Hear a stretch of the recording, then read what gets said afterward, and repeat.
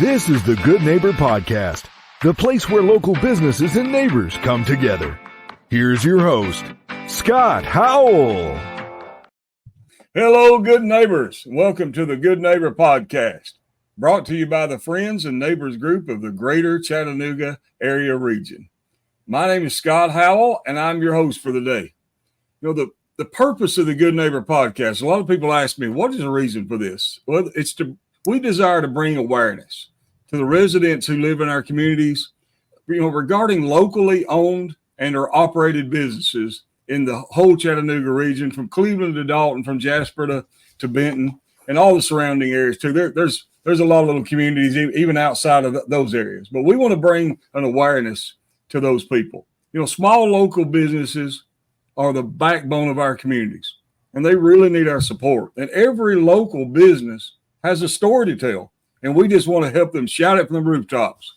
So today, joining us here in our studio is Dale Coach Valley Smith. We got his name mixed up a little earlier. But he says everybody knows him by Coach Valley, so that's what we're going to call him, Coach Valley. And Coach, he's with the movement therapy, and we are glad to have you here today, sir. I'm glad to be here. Yeah, absolutely. We want to dive in and learn all about your portion of the training at movement therapy. But before we do, is there anything you'd like to share with us about yourself or your family or anything? Well, I'm a certified life coach. I'm a personal trainer, and I just I have a goal just to make a difference. That's my driving force. I want people to find the greatness within themselves. Yeah, that's a great thing. If somebody's going to work with us in sports and any type of training like that, we need them to care. That's for sure. So glad to hear you put it that way. So, Coach Violet, let's just dive in and talk about what you do there at Movement Therapy. So I'm going to tell you what movement therapy is. So movement therapy is using movements such as parkour, obstacle fitness training, speed and agility, strength and conditioning, tumbling, acro. I know how to teach a various amount of different movements and using it as a platform to help people or kids develop emotional intelligence, leadership skills, executive function training, resilience, dealing with disappointment, delayed gratification, money management. And essentially that's what it is. I'm using movement to connect with individuals and using that as a platform to help teach them practical things that can help them live a more prosperous life. Wow, that's a mouthful that you just said there, of things that people can learn from you there, Coach. I mean, wow, you are a lot of hats, sounds like. That's awesome. I was talking to one of your co-associates there the other day, and he was telling me that different ones there have like different age segments or different groups that you primarily focus on. What is your segment? The people that I work with? Yeah. What is there a certain age group or certain function that you kind of primarily work with? So I work with the general public. Okay. And I also work with people that are in group homes, foster care systems, people that are in alternative schools. I work with kids that are in therapy, counseling, and, kids that are suicidal. In some cases, kids that are just really lazy and they don't have a drive. And this is an opportunity to give them like a Disneyland experience. And then while they're having fun and we're connecting, I'm helping these individuals work through the issues that they have in their life and then give them practical skills that they can use to be productive citizens. Okay. Well, that's great. That type of training more of our youth need. A lot more of our youth need. I could have benefited from a lot of that when I was young myself. So a lot of the youth today, they need some guidance. They need too many times, youth are kind of left on their own. I remember how it was when I was on my own. I don't learn much except how to get in trouble when I'm on my own. And so appreciate what you do for the community there. So you tell us about how your journey How did you get into working with people and helping them and mold them into what they can be? So my journey begins when I was, a young kid. I don't know so let me start with statistics first. So if a kid can't read or write well by the second and third grade, then this is a projection that they use to build jails. Also, if a household lacks a father figure, 75% of those kids grow up committing crimes. And so I'm adopted, and I was adopted into a single household. My adopted mother, and also I couldn't read, write, spell, do math when I graduated from the 8th grade. In 6th grade, I was initiated into a gang. In fact, in my youth, I was issued into a psych hospital 5 different times. And Wow. when I never finished 7th grade, they expelled me, and they sent me to some psych hospital. It's called Poplar Springs. And when I got out, I ended up going into a group home. And eventually I ended up getting out of the group home. And I had a friend that was living there with me. His name was Charles. And he was in the same situation as me. His mentors were gang leaders and so forth. His mother was single. She had leukemia, and he didn't have any real good role models. So when he got out, he went back to the city of Richmond, South Side, and he's now in jail, same age as me. And it's unfortunate, attempted murder, armed robbery, all these different charges that he's dealing with right now. And I was fortunate when I got out of the group home. My mother said to me, she says, "Hey, son, I don't want you to be dead or in jail." So we moved out to the country. Yeah. And that's when I began training. I had a flashback of this guy I saw who stood right in front of me and did a standing backflip. And within 5 hours, I was doing standing tucks, no Oh, witnesses, wow. but a couple of deer. And so that's how the movement aspect part started. As far as like the life coaching and influencing people, I didn't have confidence growing up. That's why I got in so much trouble. And I thought to myself, I could never be successful in anything. And so I said, you know what? There are people that are in worse off situations than me, and somehow they are able to become very successful. So although I didn't know how or if it really was even possible for me, I was determined that I was. And then that's when we go along our journey, and I'm teaching parkour, started a parkour program, and I become a certified life coach, personal trainer, and then I just put those two together, and I call it movement therapy. Okay. All right. Well, that's interesting. You said you grew up in Richmond. Is that what you said? Yes, sir. Richmond, Virginia. What part of the country did you move into when y'all moved out of the country? Middlesex County. It's about an hour and 30 minutes in Virginia. That's where I moved to. I moved to Middlesex. Okay. Middle of nowhere. Yeah. I used to live in the Shenandoah Valley up there. That's the reason I was asking. I love the state of Virginia. I love that state. So tell me this: when you're do you hear any myths and misconceptions from people when they come to you or bring their children to you about what they expect from you to do? So this is it's a strange thing, but I understand why people think this way.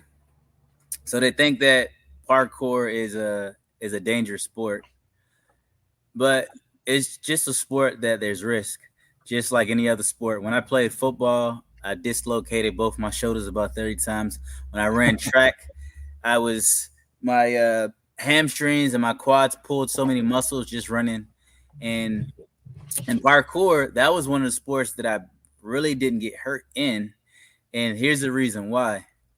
Parkour is getting from point A to point B in the most efficient way. And there's also this element of parkour. It's called ukemi, and it means body safe. So my responsibility is to teach people how to be safe in their body. So we're learning balance, coordination, air awareness, spatial awareness, learning how to fall safely. And so what people don't understand is there is athleticism and then there's ukemi.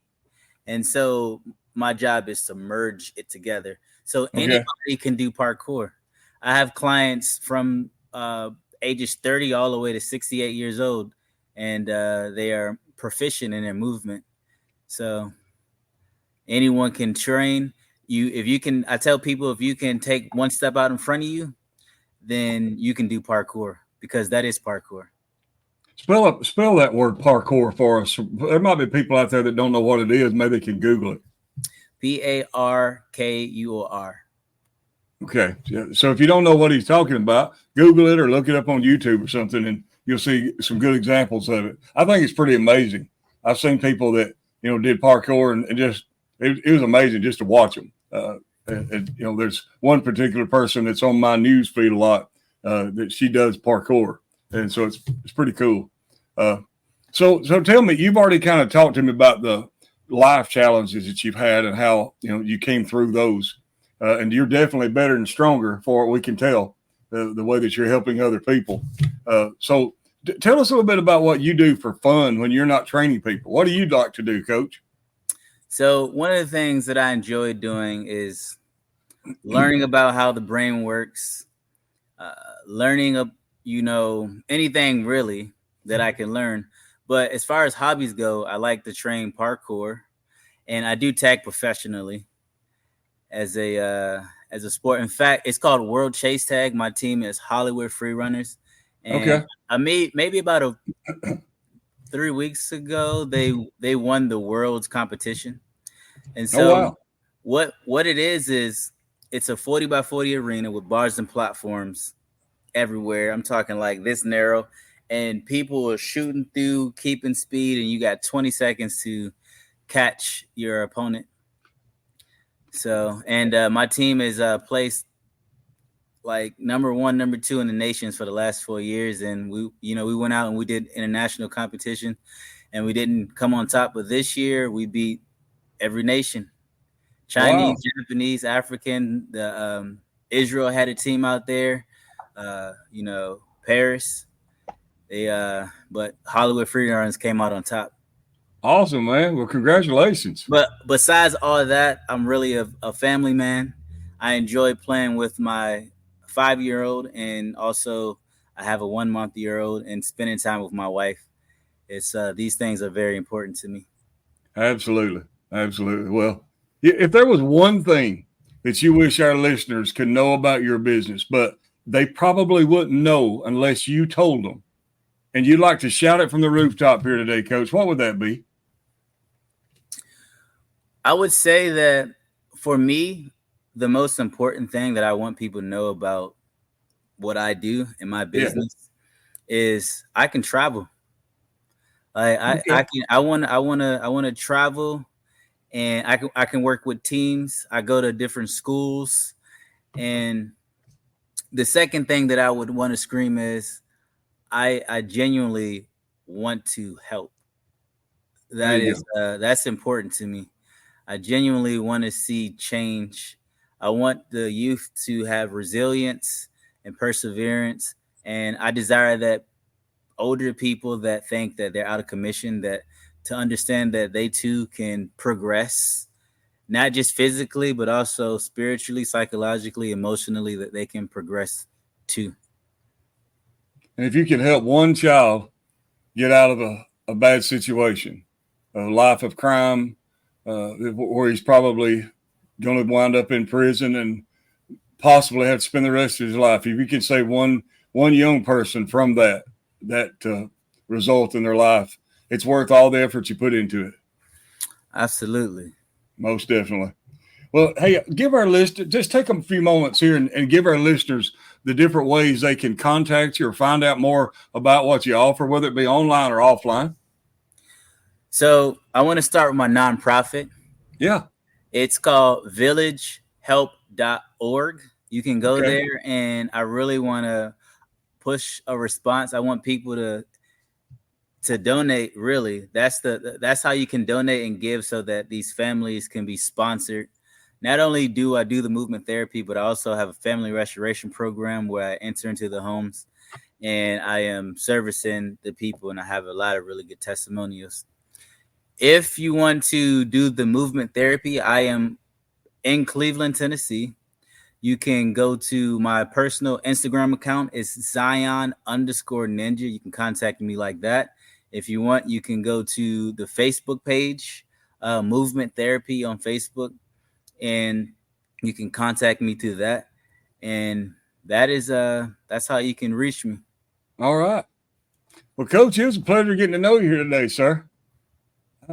Thanks for being with us on the podcast. We really appreciate you letting us know more about Coach Valley and what all he's all about. Absolutely. It was my pleasure. This was fun. I'm glad you found it fun. We enjoyed having you with us. And to all the good neighbors of the greater Chattanooga region, after meeting with Coach Valley and learning more about what he does personally, both at Movement Therapy and through his nonprofit organization, and what he does for the youth in general, as well as not just youth, but older adults too.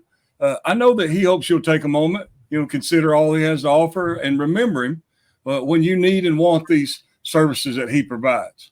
And before ending this episode, I'd like to thank you, all the listeners, for taking the time out of your day to visit with us at the Good Neighbor Podcast. And always remember to support the locally owned and operated businesses in the greater Chattanooga area, again, from Cleveland to Dalton, from Jasper to Benton, and all the communities around and therein.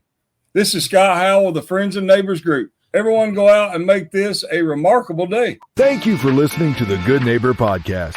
To nominate your favorite local businesses to be featured on the show, go to gnpcleveland.com. That's gnpcleveland.com or call 423-380-1984.